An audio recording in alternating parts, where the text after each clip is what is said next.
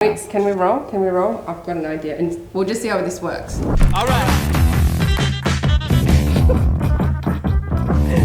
Yeah. How to stay compliant as per the legislation and the up and coming changes. It doesn't matter if you're renting a $300 a week property or an $1,800 a week property. We want that experience to be the same across the board.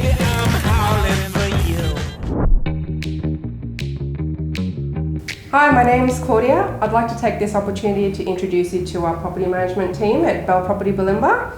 I've got Andrea Pitcher here on my right. She is our senior property manager who's been with us for 2 years, but she brings with her a wealth of experience. She's been in the industry for over 26 years and is a great asset to the team. And to my left here, we've got the beautiful Kate Bailey. She's our business development manager.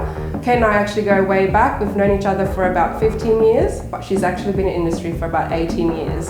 And yours truly, I've been in the industry for about 13 years, doing all facets of property management. So together as a team, I can confidently say that we bring a lot to the table to ensure that your property is being managed to the highest standards. Touching base on investment goals, I think it's important for owners to understand, depending on what your investment goal is. For example, if you're moving overseas for a couple of years and you want to rent out your property versus if you've purchased an investment property to hold it for 10 years. By having different investment goals, you have different strategies as well. For one would be maintenance. If you're holding a property for 10 years, you have to account for refresh halfway through that 10 years, because things like carpets, paint and blinds, they tend to wear quicker when it's an investment property rather than an owner-occupier. They tend to have like a 5-year shelf life. So when we go to owners after 5 years and say your property is due for new paint, new carpets, they tend to get quite shocked because in their own personal property they don't intend to outlay those kind of costs for another 10 years.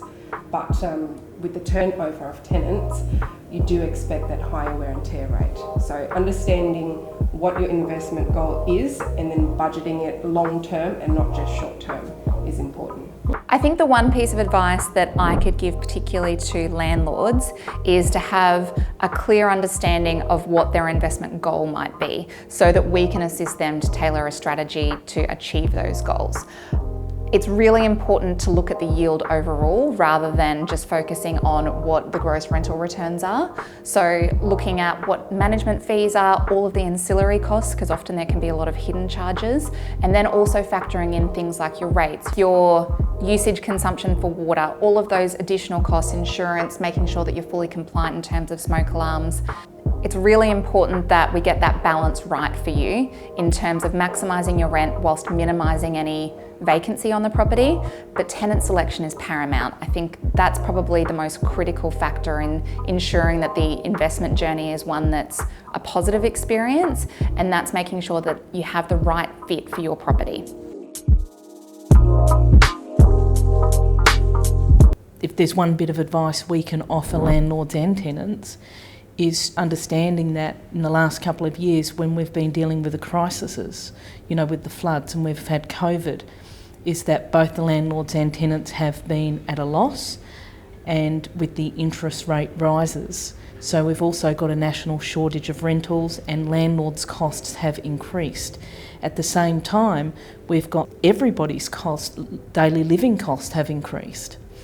So that's something we've never really seen before either. We'll have to deal with. So we're treading through uncharted waters. In my 13 years of property management, when we talk about rent increases, it's always been $10, $20 at a push. We have seen unprecedented market changes that go up by 20, 25%, which is nothing that we've ever experienced before. Trying to have that conversations with landlords and tenants is probably the biggest thing, and adjusting our communications and trying to explain to them, tenants particularly, because they're not used to those kind of increases. For the owners, it's very exciting, but also it's a very delicate situation. And I think even though the market conditions are so strong and there's so much media hype with respect to the market being at an all-time high, sometimes that can actually be counterintuitive, because when tenants are coming through open homes and only seeing one person, for example, or if a property is sitting for longer than a few days on the market, tenants are actually starting to wonder what's wrong with that property. So it's created this level of intensity where everything is so instantaneous and everyone expects these huge results. So I think it's really important that we tailor our strategies to make sure that we're getting those best results for our clients.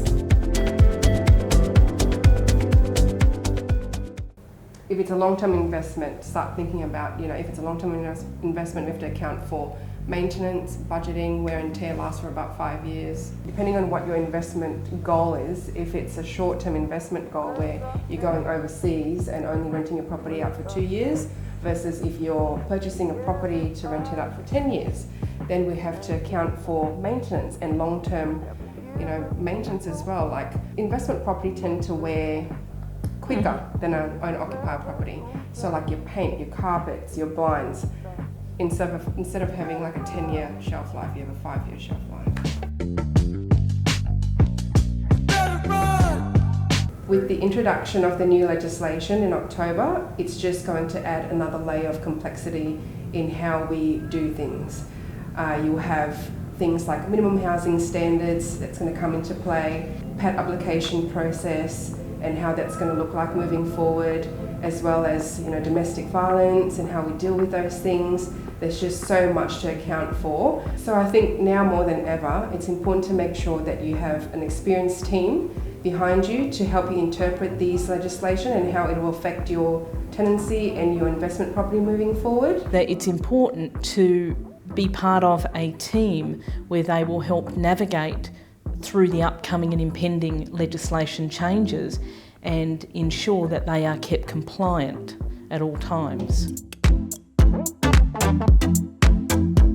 I find very rewarding is being able to use what I've learned over the last 13 years and that skills that I have to assist clients in their journey and to assist tenants in their journey. And the best gift, and you're going to think this is dorky, is when I hear landlords or tenants say, "I trust you." Absolutely. What do you think? I trust you. That, to me, trumps any flowers, gifts, or anything. Just those 3 words shows that they trust your judgment, they believe in your integrity, they believe in what you do. So that, to me, is what I love about my job. I think we're all friends, not just colleagues. We all respect one another greatly as colleagues and as professionals, but my job is obviously to bring in new business and essentially sell our services, but there's not a lot to sell when you have someone like Andrea, because she goes above and beyond for every single client we have.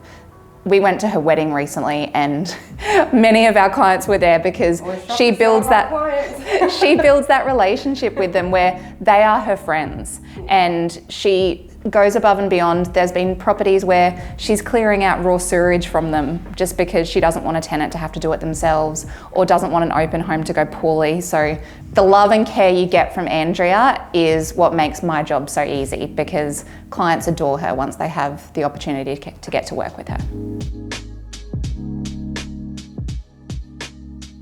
When looking for a property manager, I think it's important to look for somebody that has experience, that you can trust and has full transparency, and somebody that has your back.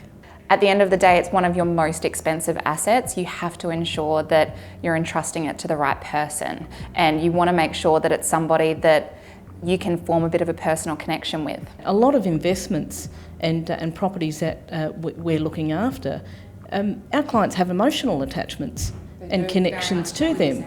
And for me, that's where the trust comes into play, is knowing that we have their back.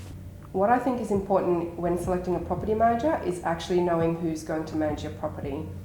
A lot of the time when BDMs do the initial consultation with the clients, they talk about the leasing side of things, and majority of the time, once the leasing's finished, it actually goes into a property management team, and a lot of the time, no one knows who's actually managing their property. Whereas with our team, Kate goes out there, she talks about Andrea and myself and everyone and how we do things to give the owners that confidence that after the property's been leased, the property's in good hands. I decided to join Belle about 18 months ago. I came in for one day and decided I was never leaving. Tony, I think, is instantly engaging, but also so humble, and just someone that you want to follow. I mean, you don't get that opportunity every day to work with such high performers, and it's not just Tony. We've also got a wealth of knowledge within our team, not just in sales, but also in property management. It's people that you want to surround yourself with. I'm someone, I think, that gets energy from other people, and these people drive you to be the best you can.